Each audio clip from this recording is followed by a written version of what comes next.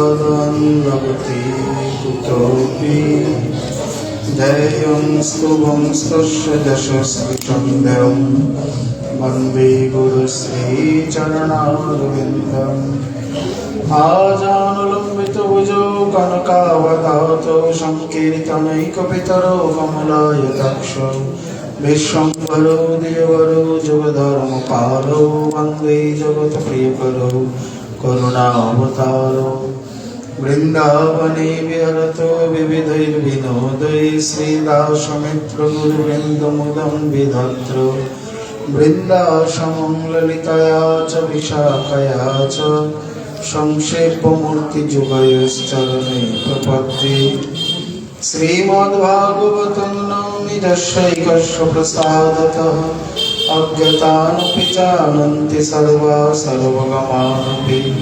शशगणवितचेतास्तद्भुजस्कन्धभावो अजितरुचिरलीलाकृष्टसारस्तदीयं बतनुत कृपया यस्तत्त्वदीपं पुराणं तमखिलवृजनाग्नं वैशसूनं नतोऽस्मि नमो धर्माय महते नमः कृष्णाय वेधसे ब्रह्मणे नमस्कृत्य धर्मान् वक्ष्य सनातनम् नारायणं नमस्कृत्य नरं चैव नरोत्तमं देवीं सरस्वतीं व्यासं ततो जयमुदीरये या दृष्टा निखिलाभसङ्गशमने स्पृष्टा वपुपावने रोगानामभिवन्दिता निरसने सिद्धान्तकत्राशिने प्रत्याशक्तिविदायिनी भगवत्कृष्णस्य संरोपिता नस्ता तच्चरणविमुक्तिफलदातस्यै तुलस्यै नमः। जय रूप सनातन भट्ट रघुनाथ श्रीजीव गोपाल भट्ट दास रघुनाथ এই ছয় গোসাইয়ের করি চরণ বন্দন জয় হইতে বিঘ্ন নাশ ভীষ্ট পুরাণ বাঞ্ছা কল্পতরুভ্যশ্চ কৃপা সিন্ধুভ্যৈব চ পতিতানাং পাবনেভ্যো বৈষ্ণবেভ্যো নমো নমঃ। সহস্রতা বৈষ্ণবের চরণে নমস্কার, সবে মিলে চরণ ধুলি শিরে দাও আমার। জয় জয় শ্রী চৈতন্য জয় নিত্যানন্দ জয় অদ্বৈত চন্দ্র জয় গৌর ভক্তবৃন্দ। ভক্ত গোষ্ঠী সহিত গৌরাঙ্গ জয় জয়, শুনিলে চৈতন্য কথা ভক্তি লাভ হয়। জন্ম কি আপনি না এত জন্ম করতে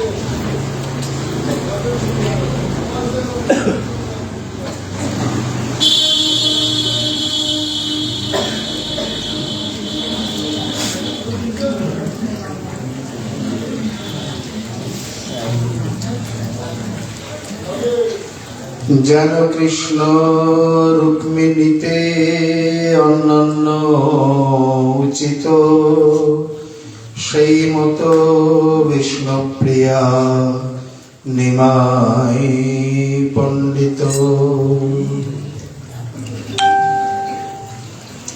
কলিযুগ পাবন অবতার শ্রী শ্রীকৃষ্ণ চৈতন্য মহাপ্রভু অতি অন্তরঙ্গ প্রিয় পার্ষদবর গৌড়ীয় আচার্য কুল ভাস্কর পরম বিরক্ত শিরোমণি কবিকুল মুকুটমণি বিশ্ব বৈষ্ণব রাজ সভা সভাজন ভাজন শ্রী শ্রী নিত্যানন্দ কৃপা পাত্র শ্রী শ্রী বৃন্দাবন দাস ঠাকুর মহাশয় তদীয় অমর মহাগ্রন্থ শ্রী শ্রী চৈতন্য ভাগবতে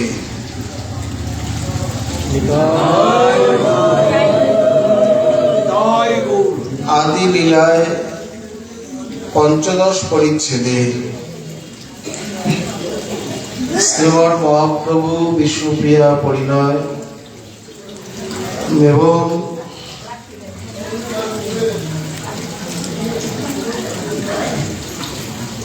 তদীয় পাবন চরিত কথা বর্ণন করতে গিয়ে বলছেন,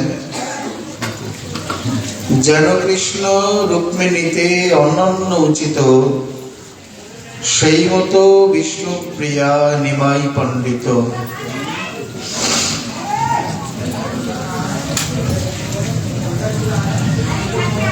জগতের ভাগ্যাকাশে তিথির পরিবর্তনে কালের চক্রে শ্রী শ্রী বসন্ত পঞ্চমী মাঘী শুক্লা পঞ্চমী তিথি এসে উপস্থিত। যদ্যপি বসন্ত পঞ্চমী আগামী দিন, সেই প্রসঙ্গে শ্রী গোবিন্দ দেবের প্রাকট্য, শ্রী বিষ্ণুপ্রিয়া দেবীর এবং পৌরাণিক বিদ্যানিধি মহাশয়ের আবির্ভাব, বিশ্বনাথ চক্রবর্তীবাদীর তিরোভাব, বসন্ত লীলা, হরিলীলা, নৈমিত্তিক লীলার উপস্থাপনা ইত্যাদি ইত্যাদি অনেক কিছু এসে উপস্থিত। আমরা একে একে তাকে আস্বাদনের প্রয়াস করি। গত দুদিন যাবৎ আমরা শ্রী গোবিন্দ দেবের প্রকট লীলা, সেবা পরম্পরা, শ্রী রূপ গোস্বামী এবং কবিরাজ গোস্বামীপাদের প্রতি যে কৃপা ইত্যাদি সম্বন্ধে যথামতি শ্রবণ কীর্তন আস্বাদন করে এসেছি। এ বিষয়ে আরেকটি কথা না বললেই নয় যে এই গোবিন্দ দেবের আরেক অন্য প্রকার কৃপা হয়েছিল শ্রীরূপের প্রতি। সেটি হলো শ্রী গোবিন্দ বিরুদাবলী প্রকাশ।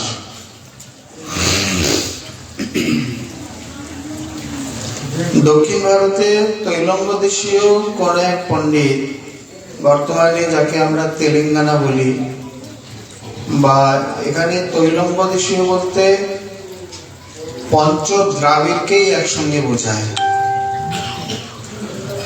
যদ্যপি মহারাষ্ট্রের পর থেকে দক্ষিণ ভারত, কিন্তু অন্যান্য বর্তমান আমাদের ভারতের হিসাবে আর অন্যান্য হিসাবে উড়িষ্যা মধ্যপ্রদেশের পর থেকেই দক্ষিণ ভারত পুরোটাই। এর মধ্যে মহারাষ্ট্র, তামিলনাড়ু, অন্ধ্রপ্রদেশ, কেরল, কর্ণাটক, এই মুখ্য পঞ্চ দ্রাবিড় এর মধ্যে সবই চলে আসে। এবং শ্রী মনোহর দাসজি গৌড়ীয় বলতে দশবিধ গৌড়কে একসঙ্গে স্বীকার করেছেন। এদিকে দ্রাবিড় আমনায় পরম্পরা, আমরা যার নাম উল্লেখ করলাম, আর এদিকে অঙ্গ, বঙ্গ, কলিঙ্গ,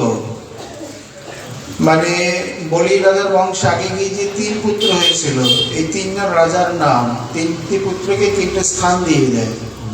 একজনের নাম অঙ্গ, একজনের নাম বঙ্গ, একজনের নাম কলিঙ্গ। তাদের নাম অনুসারেই দেশের নাম হয়ে গেছে। অঙ্গ মানে বিহার, বঙ্গ মানে বাংলা, কলিঙ্গ মানে উৎকল বা উড়িষ্যা। একেবারে পূর্বোত্তর আসাম পর্যন্ত পঞ্চগৌড়। তাহলে এদিকে হলো পাঁচটি, এদিকে হলো পাঁচটি, এই দশবিধ গৌড় মণ্ডল। এটি মুখ্যত বলা হলেও আনুষঙ্গিকে পুরোটাই গৌড়মণ্ডল হয়ে গেল। আমরা যে বলি গৌড়মণ্ডল মানে শুধু পশ্চিমবঙ্গ আদি, তা নয়। গৌরমণ্ডল ভূমি যেবা জানে চিন্তামণি, তার হয় ব্রজভূমে বাস। কেবল গৌর লীলা ভূমি নয়, এর মধ্যে গৌরমণ্ডল, রাঢ়মণ্ডল, ভূমমণ্ডল সব চলে আসে। বাংলারই কতগুলি ভাগ। রাঢ়মণ্ডল বলতে বীরভূম আদি, আর ভূম এলাকা বলতে শ্রী আচার্য প্রভু যেখানে এই নাম প্রেম প্রচার করেছিলেন। বীরভূম, মল্লভূম, সমরভূম, সিংভূম ইত্যাদি যত ভূম এলাকা আছে সব আচার্য প্রভুর কৃপা পর্যুষিত। যেমন খেতড়ি, রাজমহল, বর্তমান ঝাড়খণ্ডের কিছু অংশ ইত্যাদি নিয়ে ঠাকুরমশাইয়ের কৃপা পাত্র সবাই, কৃপা অধ্যুষিত। তেমনি দাঁতন, ধারিন্দা বাহাদুর, রোহিণী, এখানে রয়েছে কানপুর যেখানে শ্যামানন্দ প্রভুর সমাধি, মারণকূপ, কাঠোয়া, আমরদা ইত্যাদি সকলের হচ্ছে এলাকাগুলি আবার শ্রী শ্যামানন্দ প্রভুর কৃপা অধ্যুষিত। পরবর্তীকালে তিন ঠাকুর তিন জায়গায় অশেষ বিশেষে নাম প্রেম প্রচার করেছেন এবং শিষ্য আদি করে পাশাঙ্গ ধারণ করেছেন। যাই হোক, এখানে আমরা প্রসঙ্গে একটু বলেই নি, শব্দটা হওয়া উচিত ছিল গৌরীয়, গ ঔকার বৈষণ্য র দীর্ঘই অঙ্কস্থেজ, গৌরীয়। কিন্তু তা না হয়ে আমরা পরিচিত হয়ে গেলাম গৌরীয়, একটা র একটা র। এখন অনেকেরই প্রশ্ন বা অনেকেরই মনে আসে যে আমাদের গৌরীয় না বলে গৌড়ীয় কেন বলা হয়। প্রায় একই, এর মধ্যে খুব একটা ভেদ নেই। এই গৌর মণ্ডল এবং গৌড়ের কৃপা সাধন, নাম প্রেম প্রচার, তৎসঙ্গে যতদূর পৃথিবী পর্যন্ত যেখানে যেখানে প্রসারিত হয়েছে, এক গৌরমণ্ডল বলতে সম্পূর্ণ মণ্ডলকেই বোঝাবে। এখানে গৌরমণ্ডল মানে কেবলমাত্র যে শুধু বঙ্গভূমি মানে বাংলা আমরা যাকে বলি বা পূর্ববঙ্গ পশ্চিমবঙ্গ তা নয়, সম্পূর্ণ ভূমিকেই বোঝায়। গৌর শব্দ অনেক দূর বিস্তৃত। এইখানে তৈলঙ্গদেশীয় কোন পণ্ডিত বিরুৎ কাব্যের দ্বারা গোবিন্দের স্তুতি করেন। বিরুৎ কাব্যের এমন মহিমা যে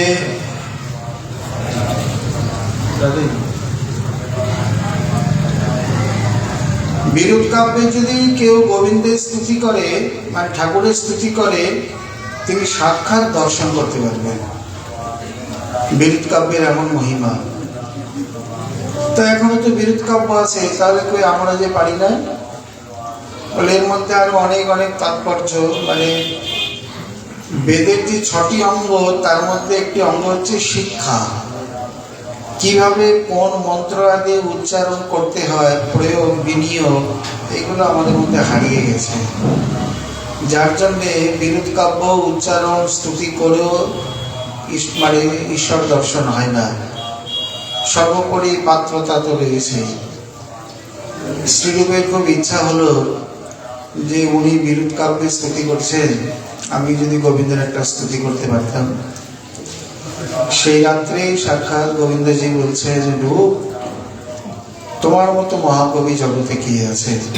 আমাদের সম্প্রদায়ে কতজন মহাকবি, ওইদিকে কালিদাস, ভবভূতি, ভারতী ইত্যাদি, এদিকে শ্রী রূপ, রঘুনাথ, সনাতন, শ্রীজি, চক্রবর্তী বা জনে জনে মহাকবি।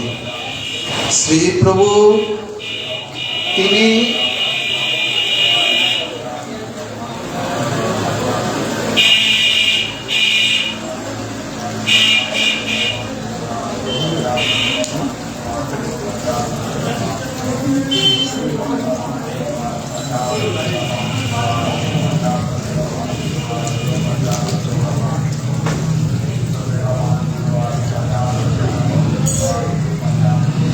শ্রী প্রভু দৈনগরে বলছেন মাধব মহোৎসব খণ্ডকাব্য, কিন্তু কিন্তু আদৌ তা নয়।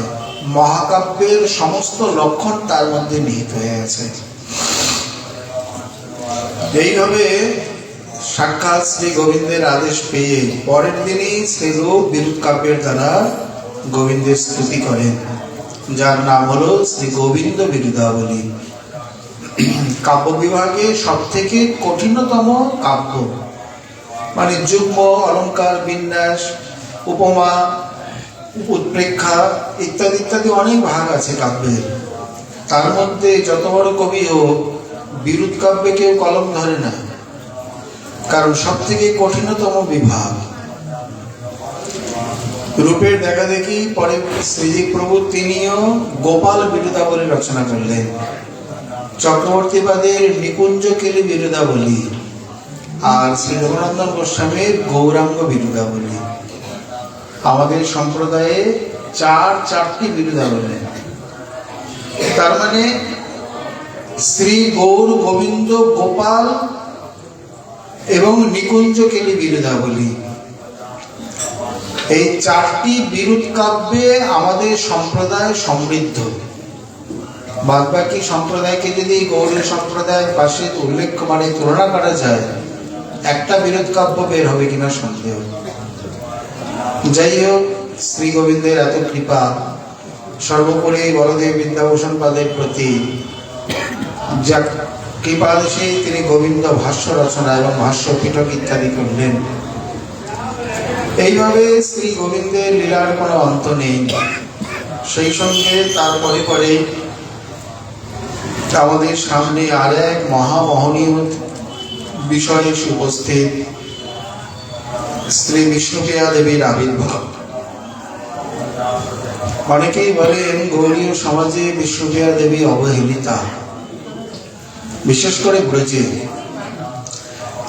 এখানে অনেকে তর্কও তুলেছেন, মা জান্নবা ঠাকুরানীর উৎসব এত মহা সমারোহে হয়, বিষ্ণুপ্রিয়া দেবীর উৎসব সেই সমারোহে কোথায় হয়? কেন? তাহলে বিষ্ণুপ্রিয়া দেবী আর জান্নবা ঠাকুরানী দুজনার অবস্থান বা দুজনার মহিমা, দুজনার স্বরূপ, দুজনার গুরুত্ব, মহত্ব কেমন যেন সব গোলমাল হয়ে যায়। বলে না, এখানে তেমন কিছু নয়, ব্রজের ভাবটা একটু অন্য প্রকার। যদ্যপি বিষ্ণুপ্রিয়া দেবী কম যায় না, মানে কম কেউই নয়। সম্প্রতি আমাদের একটা অনলাইন ক্লাস হয়, সেই চ্যানেলে একজন ভক্ত খুব সুন্দর একটা প্রশ্ন করেছেন যে বিষ্ণুপ্রিয়া দেবী, কদিন আগে আমরা আলোচনা করছিলাম, বিষ্ণুপ্রিয়া দেবীর বিরহ এবং রাধারানীর বিরহের মধ্যে পার্থক্য কোথায়, ভেদ কতখানি, কম বেশি কতখানি। প্রশ্নটা যেমন সুগভীর, তেমনি রহস্যময়, তেমনি সুকঠিন। আপনি কাকে বড় বলবেন, কাকে ছোট বলবেন, কে কোন অংশে কম? আমরা এইসব বিচারে পরে যাব। এখন সামনে প্রিয়াজির তিথি এসে উপস্থিত, আমরা তার সম্বন্ধে আগে একটু সামান্য আলোচনা করে নিই। যতবি আলোচনার অন্ত নেই, শেষ নেই। সেই সঙ্গে সর্বপ্রথমে যার শ্রী চরণারবিন্দে কৃতজ্ঞতা প্রকাশ না করলেই নয়। গৌড়ীয় বৈষ্ণব সমাজে বিষ্ণুপ্রিয়া দেবী সত্যিই অবহেলিতা, অনাদৃতা, অপূজিতা। তাকে আবার নতুন করে যিনি সিংহাসন প্রদান করেছেন, প্রতিষ্ঠিত করেছেন, তিনি অন্য কেউ নন, নবদ্বীপের শ্রী হরিদাস গোস্বামী প্রভু। এ বিষয়ে আমরা পরেই আসবো, এখন একটু সূত্রাকারে বলে নিই। ওনাকে দিগদর্শন করেছেন নবদ্বীপের 4 সিদ্ধ বাবার অন্যতম এক খ্যাপা, মানে খ্যাপা অবধূত শিরোমণি। সিদ্ধ গৌরকিশোর দাস বাবাও অবধূত, সিদ্ধ বংশীদাস বাবাও অবধূত, কিন্তু বংশীদাস বাবার মানে খ্যাপামি যেন গৌরকিশোর বাবাকেও ছাপিয়ে গেছে।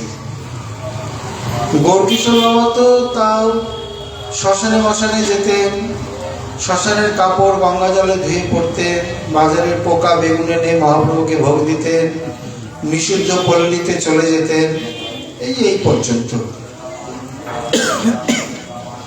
আর বংশীধর বাবার এইসব কিছু ছিল না।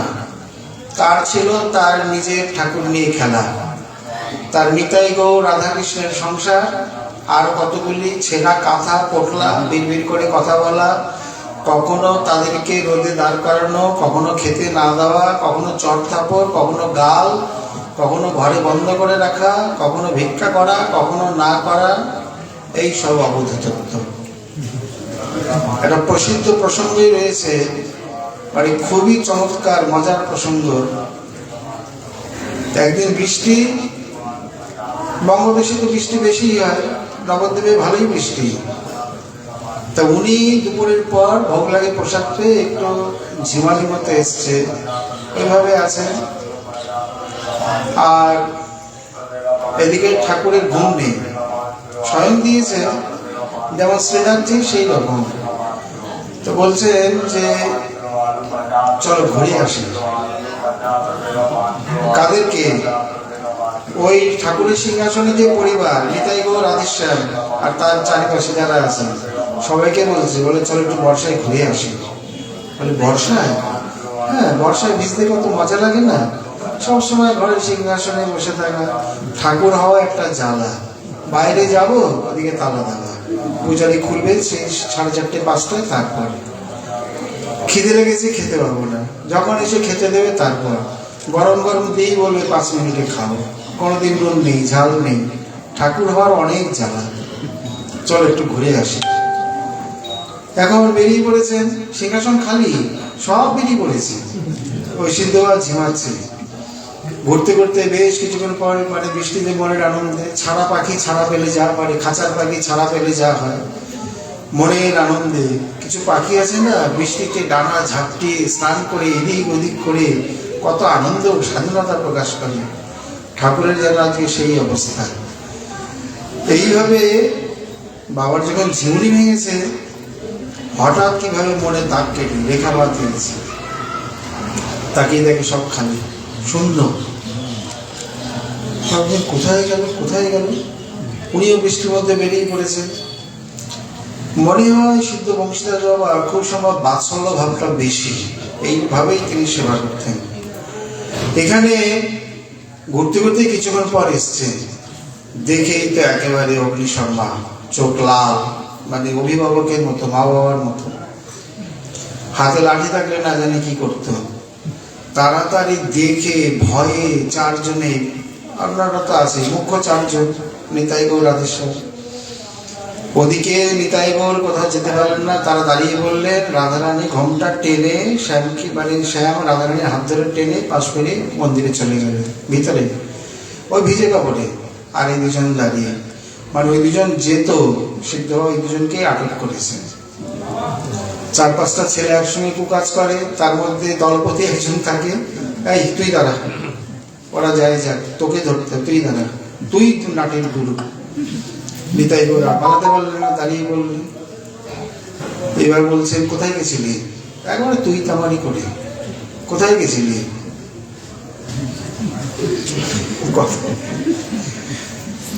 টপ টপ করে জল পড়ছে। সিদ্ধ হওয়ার আগেই সংশয় হলো। প্রথমে একটু স্নেহ দেখালেন, দেখি নাক ঝাড়, দেখি সর্দি কি আর অত সঙ্গে সঙ্গে লাগে? একটু সময় নেয় তো সর্দি লাগতে। বলো না, ঠিকই আছে। তারপরে আশেপাশে দেখে একটা বেতের মতো ধরে নিয়ে, এই মা যশোদার মতো, মা যশোদা কিন্তু গোপালকে মারেনি। বিষয়ান্তম অবাগুরত, গুরি ধাতু উদ্যমে, অবাগুরত মানে তিনি মারবার উদ্যম করেছিলেন। মা যশোদা কোনোদিন গোপালের গায়ে হাত দেয়নি। এইভাবে উনিও নিয়ে কোথায় গেছিলেন? তোরা নয় দেশের লোক, তোরা নয় গ্রামের, এখানে সব জিনিস পথ ঘাটতে জানাশোনা। ওই 2 জন তো বিদেশি, যদি হারিয়ে যেত। ওই 2 জন মানে রাধাকৃষ্ণ, আর বিদেশি মানে ওনারা তো বৃন্দাবনে, ওনারা তো এই দেশের নয়। তা তোরা তো এই দেশে, তোরা তো স্বদেশী, তোদের তো পথ ঘাটছে না। ওরা 2 জন বিদেশি, ওরা যদি হারিয়ে যেত, আমি কাকে কাকে জবাবটা কি বলতাম? কেন শ্বশুর শাশুড়ি আছে, জবাব দেবে না? ভাসুর আছে, কাকে বলতে? ওনার ভাবটাই ওই রকম। এমনভাবে শাসন করছে, পাশে যদি কেউ থাকতো মনে হয় শাশুড়ির থেকেও বেশি। শাশুড়ি যেমন বৌমাকে শাসন করে সেই প্রকার। তাড়াতাড়ি গেল, শাসনের পর্ব হলো। এইবার তার সেবা শুশ্রূষা, ভিজে কাপড় টাপড় সরিয়ে আবার নতুন করে দিয়ে তাড়াতাড়ি একটু ঘি দিয়ে গরম হালুয়া করে দিলেন। হালুয়া তাড়াতাড়ি হয়, আর গরম হালুয়া যেমন খুব উপকারী, খেতে স্বাদ, তারপর ঘি টি দেওয়া, মানে ঠান্ডাটা গেল। এইখানে হরিদাস গোস্বামী সৌভাগ্যবশত উনি তো মানে পোস্টমাস্টার ছিলেন। এক কথায় বলতে গেলে উনি একটা কেরানি পদ থেকে শুরু করে পোস্টমাস্টার পর্যন্ত হয়েছিলেন, একেবারে গয়া পর্যন্ত পোস্টমাস্টারি করে এসছেন। ওনার অনেক লম্বা জীবনী। তো উনি একবার সময় পেয়ে নবদ্বীপে কিছুদিন ছিলেন। দোগাছিয়া ওনাদের স্লিপার। এইখানে প্রতিদিন প্রাতঃভ্রমণে গিয়ে সিদ্ধ বংশীদাস বাবার উনি কিছু কৃপা পান, মানে প্রায় মাস 2 মাস সঙ্গপ্রাপ্ত হন। এবং সিদ্ধ বাবা কৃপা করে মনে হয় জীবনে এতটা সময় উনি কাউকে দেননি। প্রতিদিন সকালবেলায় গোসাইজি আসতেন এবং ওরা কিছু না কিছু সৎসঙ্গ, ইষ্টগোষ্ঠী ইত্যাদি হতো, আলোচনা আদি হতো। এখন একদিন কথা প্রসঙ্গে তিনি একটা সূত্র উচ্চারণ করলেন। বললেন, যেখানে বিরহ সেখানেই গম্ভীরা। হরিদাস গোস্বামী কিছু বুঝতে পারলেন না। গম্ভীরা বলতে আমাদের বুদ্ধিতে বা ভক্ত মাত্রে কি বোঝে? গম্ভীরা মানে গম্ভীরা, সেটা কোথায়? পুরীতে। পুরীতে কোথায়? কাশী মিশ্রালয়, রাধাকান্ত মঠ। উড়িয়া ভাষায় হচ্ছে গাম্ভীরি। গাম্ভীরি মানে যেমন এদেশে বলে কালকোঠরি। ঘরের মধ্যে ভিতর ভিতর ঘরে গিয়ে এমন একটা অন্ধকার ঘর যেখানে জানলা দরজা, কোনো ভেন্টিলেটর, মানে জানলা ভেন্টিলেটর কিছু থাকে না, শুধু একটা ছোট্ট দরজা, সেইখানে গুপ্তধন সংরক্ষণ করা থাকে। ওটা সহজে চোখে পড়ে না, অনেক ঘরের ভিতরে। তেমনি উড়িয়া ভাষায় গাম্ভীরি মানে হলো যেখানে গুপ্তধন সংরক্ষণ করা হয়। আপনারা গম্ভীরা, যথাযথ গম্ভীরা কজন দর্শন করেছেন? মানে গম্ভীরার ভিতরে আরো ঘর আছে, দেখেছেন কেউ? দেখেছেন? হ্যাঁ, বাইরে যে আমরা দর্শন করে আসি ওইটা বহির্দেশ, ওর ভিতরেই গুহার মতো যোগমায়ের মধ্যে নিচে নেমে ওটা সবাইকে দর্শন করায় না, ওইটাই আসল গম্ভীরা। মানে ওইখানে এমন ভাবে তৈরি, মানে বর্তমানে ইঞ্জিনিয়ারের মাথা ঘুরে যাবে। ওইখানে ওই গুপ্ত জায়গাতেই গুপ্তধন সংরক্ষণ করা হয়।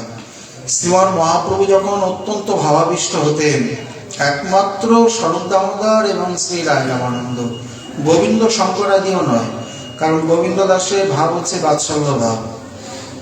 গোবিন্দের এটাই ভালো লাগতো যে যখন প্রভু ভক্ত সঙ্গে কথা বলে বা খাওয়া দাওয়া, আহ্লাদ, আমোদ, নর্তন, কীর্তন, এই পর্যন্ত গোবিন্দ দাস ঠিক আছে, কিন্তু কান্নাকাটি, আরতি, হাহাকার শুরু করলে ওনার আর ভালো লাগতো না, ওনার সহ্য হতো না। এখানে উনি সেবক হয়ে বাৎসল্য ভাবে।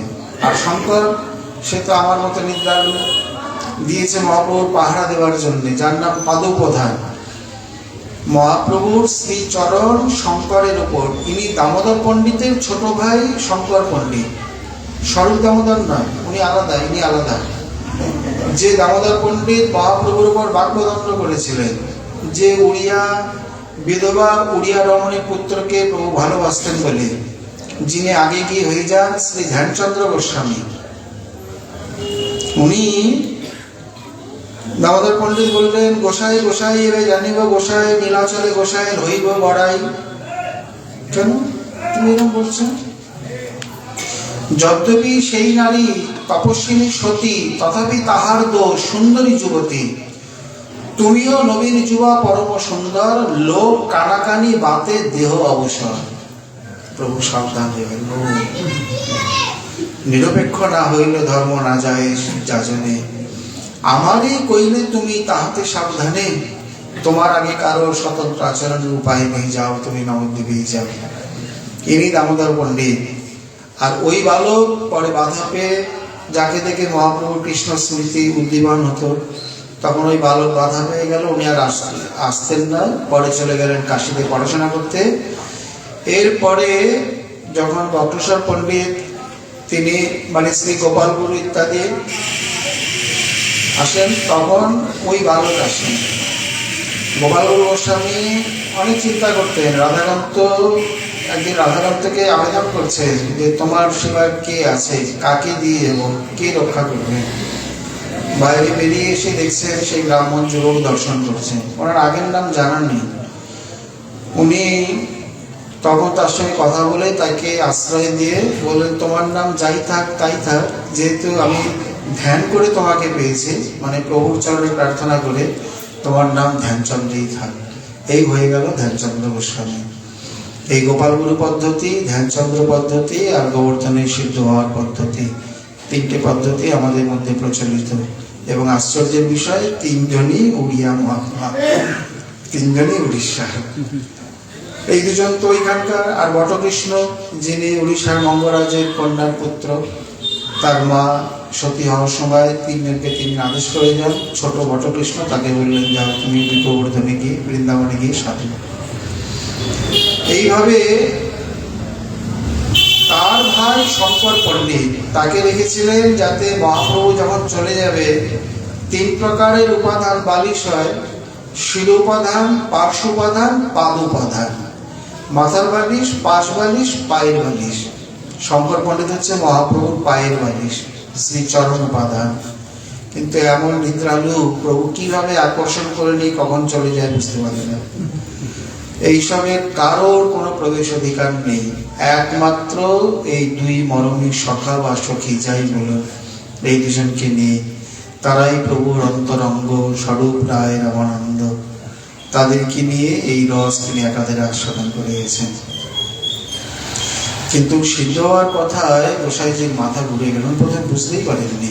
আমরা পরে আলোচনায় আসি, কারণ আমরা তো লম্ব দিয়ে চলে যাব। এখানে এই সূত্রটা মনে রাখলেই হবে। সিদ্ধ হওয়ার সূত্রটা হলো যেখানে বিরহ সেখানেই গম্ভীরা। এখন তাহলে বিষ্ণুপ্রিয়া দেবীর যে বিরহ, ওকে কি তাহলে গম্ভীরা বলা যাবে? এক বিরাট প্রশ্ন। হরিদাস গোস্বামীর কাছে নয়, সম্পূর্ণ গৌড়ীয় বৈষ্ণব সমাজের কাছে। এখানে শ্রী বিষ্ণুপ্রিয়া দেবীর সম্বন্ধে যে আদি পরিচয় রয়েছে, ওনার চরিত্রের মধ্যে শ্রী বৃন্দাবন দাস ঠাকুর, লোচন দাস ঠাকুর, কবিরাজ গোস্বামী আদি অন্যান্য যত সব গ্রন্থকর্তা মুখ্যত দুটি পরিচয়কে বিশেষ করে দিয়ে দেওয়া হয়েছে। দু তিনটে পরিচয় বা লীলা। তার বাল্য পরিচয়, বাল্য লীলা, লীলা বলা হয়নি, বাল্য পরিচয়, বিবাহ লীলা আর সন্ন্যাস উপরান্ত বিরহ লীলা। এই তিনটি মুখ্য। বাল্যকালে বলতে গেলে গৌর গণদেশ দীপিক ইত্যাদি মতে শ্রী ভূ লীলা, এই তিন শক্তি এবং সত্যভামা দেবী মিলিত রূপে। কেউ কেউ শুধু ভূশক্তি এবং সত্যভামা দেবীকে গ্রহণ করেছেন। যাই হোক, এই রূপে তিনি যে এসেছেন, গৌর গণদেশ দীপিকা যাই বলুক, আমরা একটা কথা ভালো করে বুঝে নিই, তাহলে আমাদের কাছে খুব পরিষ্কার হয়ে যাবে। অবতারের সার গোড়া অবতার।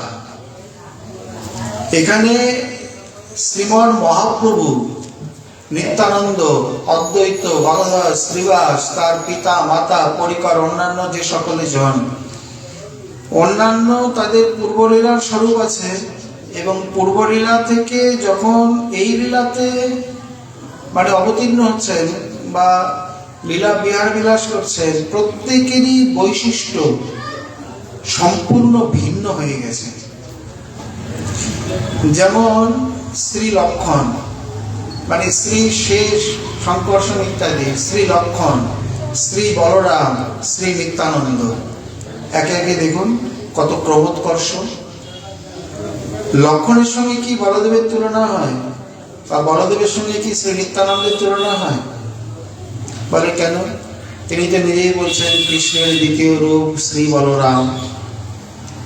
এখানে বললেও বড় গুরু নিত্যানন্দ এই অবতারে শ্রী চৈতন্য জানান যারে সে জানিতে পারে, এই কথা কি কৃষ্ণ অবতারে বলা হয়েছে? যে শ্রী বলদেবের সেই গুরুত্ব, বলদেবের রাস দেখানো হয়েছে, কিন্তু বলদেবের এই গুরুত্ব, এই বৈশিষ্ট্য, এই প্রেম, দাতৃত্ব শক্তি, এই কারুণ্য, করুণাতে তো নিতাই চাঁদ গৌর সুন্দরকেও মানে ফেলে আগে চলে গেলেন। ওই লীলাটা করার কি দরকার ছিল? কৃষ্ণচন্দ্রের গুরুকুল থেকে জমপুরে যাওয়ার কি দরকার ছিল? গুরুপুত্র আনয়নের কথা উনি তো বসে বসে ভ্রুভঙ্গ ইচ্ছা মাত্র যার সমস্ত কিছু সম্ভব হয়ে থাকে। তিনি করতম অকর্তম অন্যতা করতম সমর্থ না, কোনো কোনো জায়গায় যাওয়ার প্রয়োজন হয়ে পড়ে। তো জগাই মাদায় উদ্ধার প্রভু কিন্তু একটা পরিষ্কার কথা বলেই দিয়েছেন। আমরা অনেক সময় পড়ে যাই তো সব কথা খেয়াল করি না। চৈতন্য ভাগবতেই পরিষ্কার বলা আছে। মহাপ্রভু সেই রহস্যটা পরে উদ্ঘাটন করেছেন। শ্রী হরিদাস ঠাকুর এবং নিতাই চাঁদকে বলছেন, যে কালে দর্শন পাইল তোমা দোহাকার, সেই কালে উদ্ধার হইল এ দোহার। ঠিক যে মুহূর্তে মানে জীবনের প্রথম দিন, প্রথম ক্ষণে জগাই মাধায় শ্রী নিতাই চাঁদ এবং শ্রী হরিদাস ঠাকুরের দর্শন পেলেন, সেই মূর্তি উদ্ধার হয়ে গেছে। বলে আপনি তো বড় রঙ্গিয়া ঠাকুর, তো উদ্ধারে যদি হয়ে থাকে তারপরে এত কিছু কেন করলেন? মানে এত কিছু করার নামই তো লীলা। ঘরে বসে বসে তো সবই হয়ে যায়, গোলকে বসে তো সবই হয়ে যায়। তাহলে জনে জনে ভক্তি দেওয়া, অবতীর্ণ হওয়া, দুষ্ট দমন, সাধুর পরিত্রাণ, অধর্ম, অধর্মের আবার বিনাশ, আবার ধর্মের সংস্থাপন, এগুলো কে করেছে? বুদ্ধি করে করে বসে বসে তো নিজেই করেছেন। ভক্তিও করেছেন, মায়াও করেছেন, আলোও করেছেন, অন্ধকারও করেছেন, অসুরও করেছেন, দেবও করেছেন, দেব দানব দুটোই করেছেন।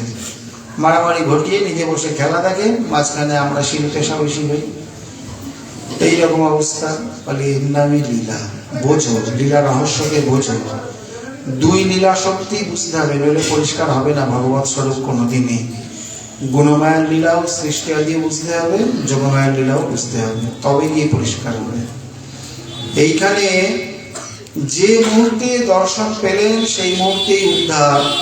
কিন্তু তারপরেও যদি এই লীলা না হতো, তাহলে পাষণ্ড দলন বানা নিত্যানন্দ রায় বা শ্রীমন মহাপ্রভু নিজেই যেখানে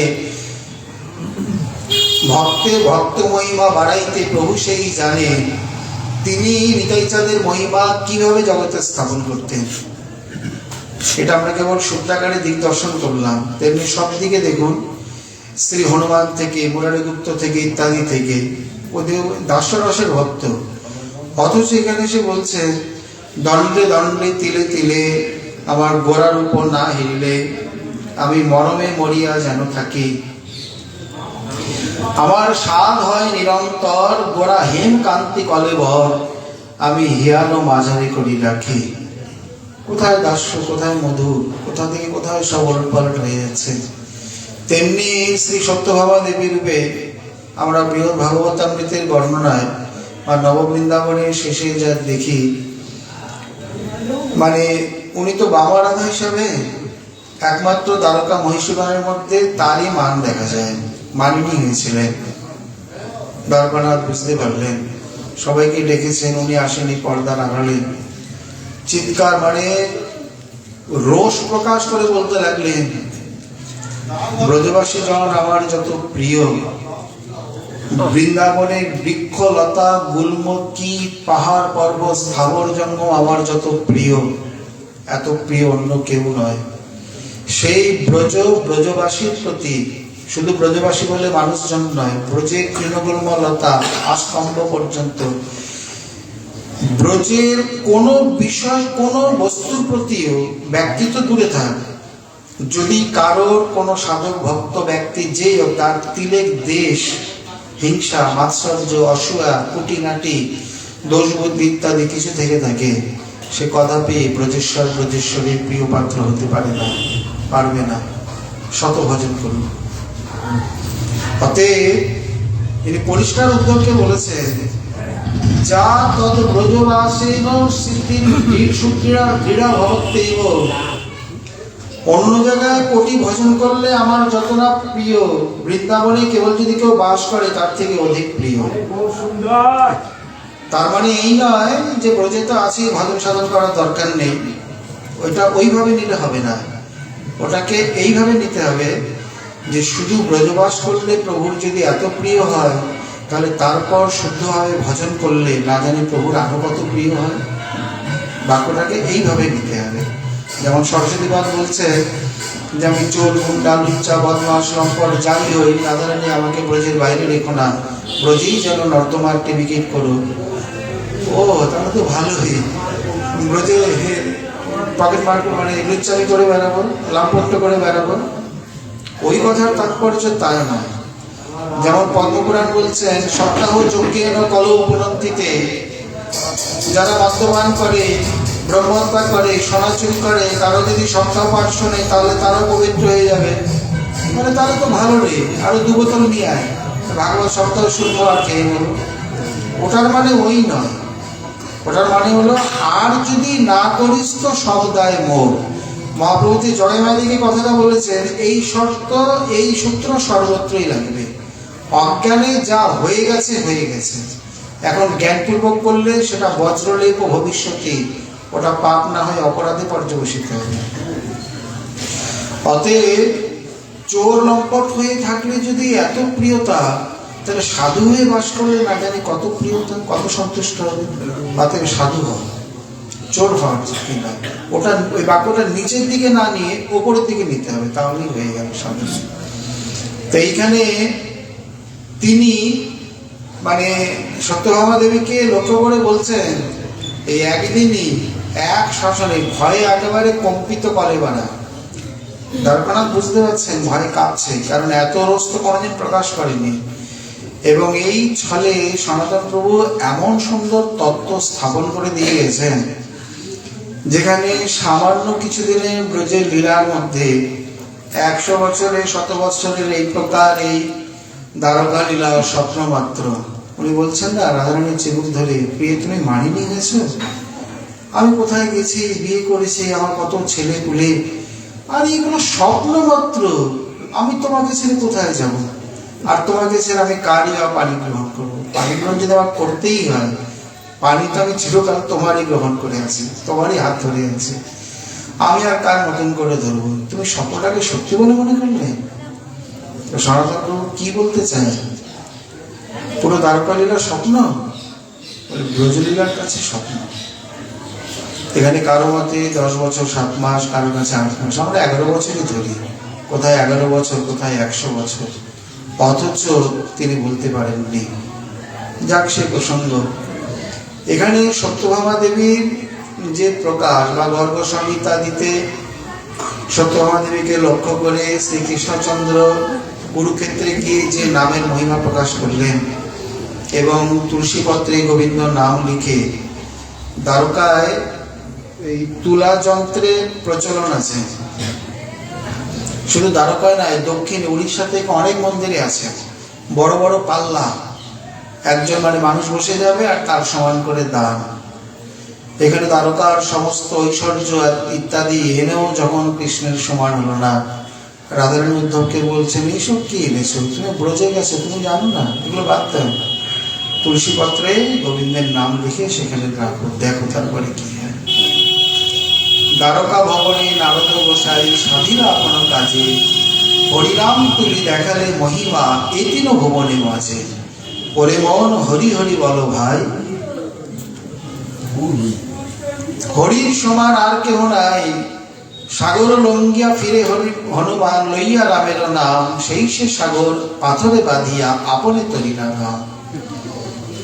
নাম নামের যে মহিমা পার্থক্য ইত্যাদি দেখেছেন রূপস্বামী, শ্রী মহাদেব, পার্বতী, গণেশ, হরিদাস ঠাকুর, শ্রী সনাতন প্রভু, রূপস্বামী ইত্যাদি থেকে প্রত্যেক আচার্য ভগবৎ স্বরূপ প্রত্যেকেই নামের মহিমাকে সর্বোপরি করেছেন। অতএব এইখানে সত্যভামাকে দিয়ে এত এত কিছু, কিন্তু তিনি যখন আবার গৌরাঙ্গ ধরণী হয়ে এখানে এসে উপস্থিত হলেন বা যে লীলা প্রকাশ করলেন, সেখানে যদি আমরা সত্যভামা দেবীর সঙ্গে আমরা এত আলোচনা করছি কেন, গৌর অবতারে সব গৌরের সঙ্গে সকলেরই যে একটা পৃথক বৈশিষ্ট্য সেটুকু উপস্থাপিত করার জন্য। তাহলে বিষ্ণুপ্রিয়া দেবী রূপে তার যে গুণ, রূপ, মহিমা, মহত্ব, ব্যক্তিত্ব, সাধন সমস্ত কিছু স্থাপিত হয়েছে, সেটি আর কোন স্বরূপে হয়েছে বা পূর্ব কোন লীলায় হয়েছে, এই এতটুকু আলোচনাতে শাখাচন্দ্র ন্যায় করি দিগদর্শন। কারণ যারা অতি মহান তাদের পরিচয় দেওয়া সম্ভবপর নয়। কবিরাজ গোস্বামী যদ্যপি ৫-৫টি শ্লোকে নিত্যানন্দ তত্ত্বকে স্থাপন করেছেন, কিন্তু নিতাই চাঁদের শ্লোক সেখানে কোথায় কোথায় সেই মূল সংকর্ষণ, ত্রিবিধ পুরুষ শ্রী বলদেব নিয়ে তাকে পর্যাবসান করে, যাকে বলে কৈমূর্তিক নেই। ওনারা এইরকম, তাহলে ইনি কিরকম, কি উত বা এর ভাব হচ্ছে কৈমূর্তিক, স্বার্থিক অপ্রত্যয় করে।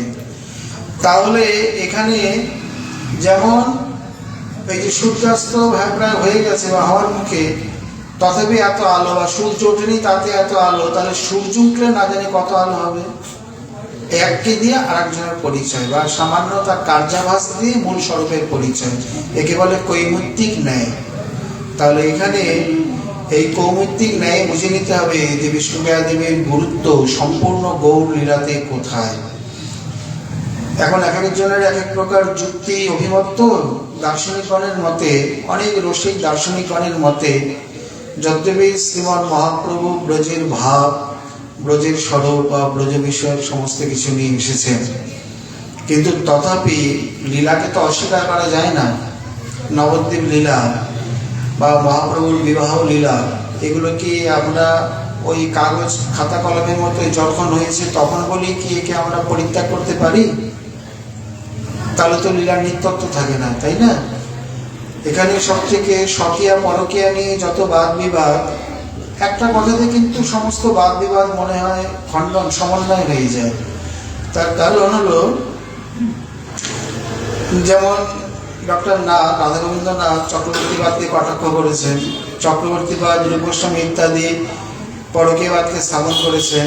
উনি আবার খণ্ডন করে বলছেন না, এখানে পরকীয়া, ওখানে নিত্য সখিয়া, এবং শ্রীপ্রভুর কলমকে তার প্রমাণ হিসাবে ধরেছেন। শ্রীজীবের গুরু হার্দ হৃদয় না বুঝি, এখানে এত শত সূক্ষ্ম চুলচেরা বিচারের কোনো দরকারই হয় না।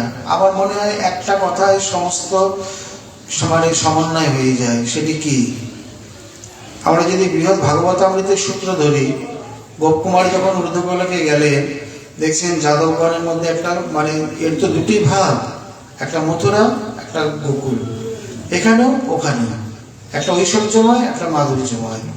তা মথুরা ভাগে এখানে যাদবগণের মধ্যে ত্রাস, ভীতি, বিভীষিকা, ভয়, দৌড়াদৌড়ি। কেন? কংসের অত্যাচার, কংস এলো বলি, ইত্যাদি ইত্যাদি।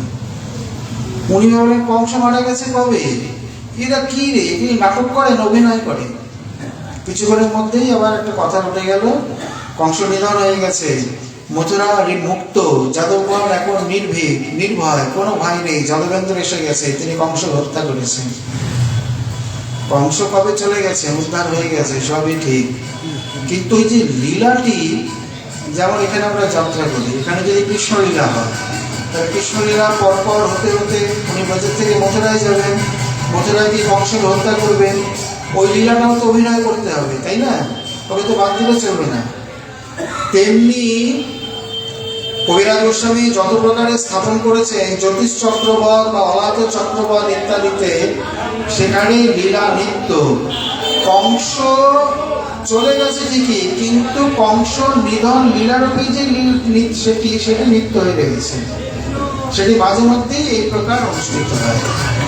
তাহলে প্রভুর এই প্রকার স্বকীয়া এবং পরকীয়া, এটাকে নিত্য মানতে ক্ষতি কি?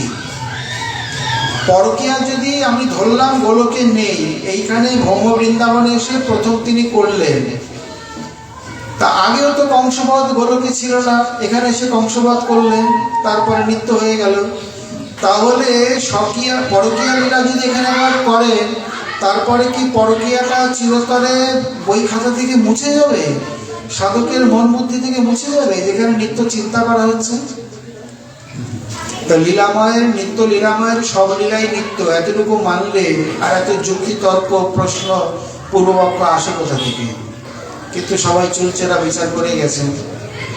এইখানেও তেমনি কোনো কোনো দার্শনিকগণ এই প্রকার বলে থাকেন,